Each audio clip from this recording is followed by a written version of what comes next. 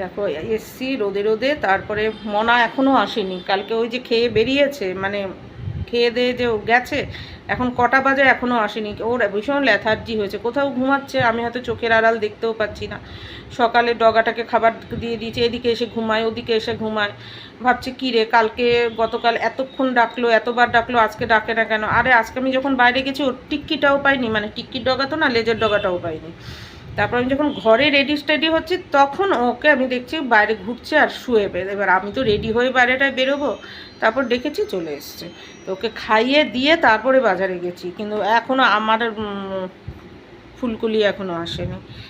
দেখি এখান থেকে একটু চেঁচিয়ে চেঁচিয়ে ডাকবো এবার আস্তে আস্তে, দেখা যাক কী হয়। ও এরকম করে, এখনও ভীষণ ল্যাথার্জি হয়েছে ওর।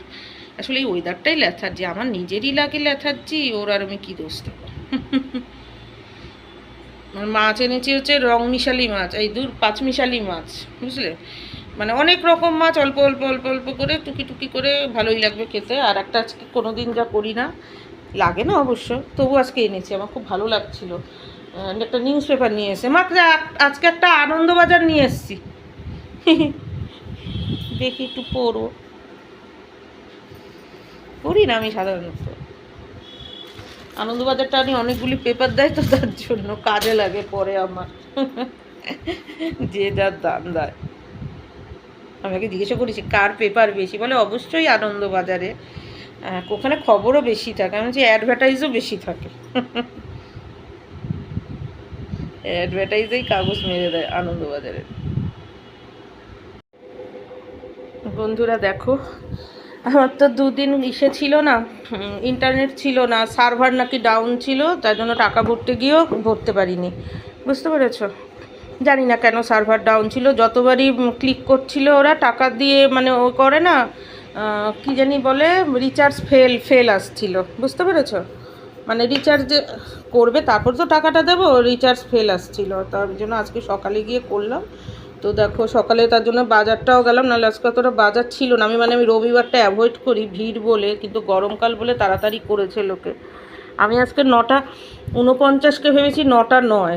ভাবছি ভাইটা দোকান খুলবে একটু দেরি করে, রবিবার তো সারাদিন থাকবে। তো দেখো কি এনেছি, যেহেতু কয়দিন বেরোতে পারবো না, মুড়ি এনেছি, আমাদের মুড়িটা ভীষণ লাগে। একটু শ্যাম্পু নিয়ে এসেছি, একটা যে ডেটল সাবান নিয়ে এসেছি, 10 টাকার, সব চিন্তা নেই।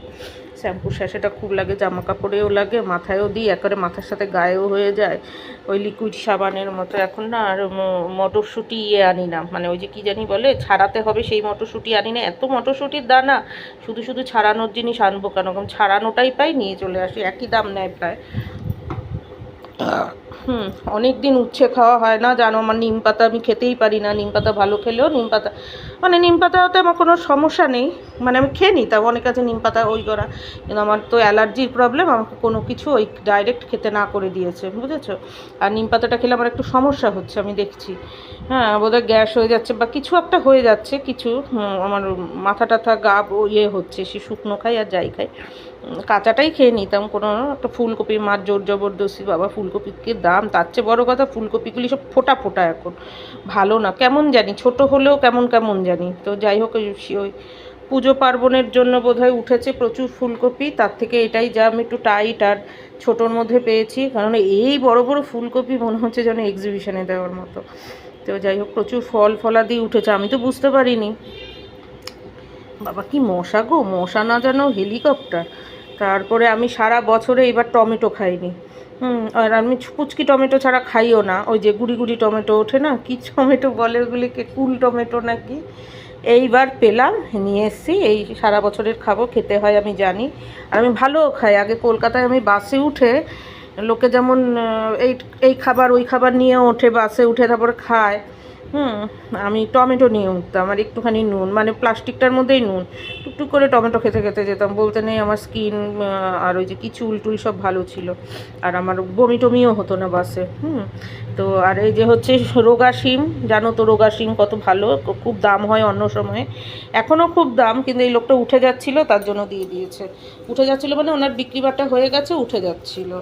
তারপরে বিট, আর এই যে লঙ্কা, তো কি দাম বাবা, লঙ্কা তো হাত দেওয়াই যায় না, গাজর, এই হচ্ছে ব্যাপার। আর এদিকে মুড়ি, আর কিছুই আনা নেই, ব্যাস হয়ে গেছে, কালকে তো এনে ফেলেছিলাম, এই যে দেখো কালকে আজকে বেরিয়ে একটু ঠাকুরের প্রসাদ আনবো, এই কয়েকদিন তো দিতেই হয় পর পর।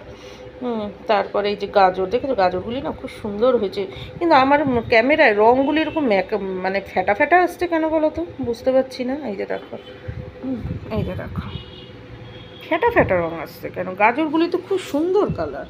এই টমেটোটাও মনে যেন সাদাটে, অথচ টমেটোগুলির কি সুন্দর কুটি কুটি টমেটো, দেখো উচ্ছে উচ্ছে কি দাম, সবই দাম, মানুষ কি করে চলবে বুঝতে পারছি না। কেন স্টকিস্ট করে রেখেছে নাকি ওই মিডিলম্যান ঢুকে গেছে বলে, কিছু তো একটা ফর ফর না কি জানি ঢোকে সেটা, বুঝেছো তো।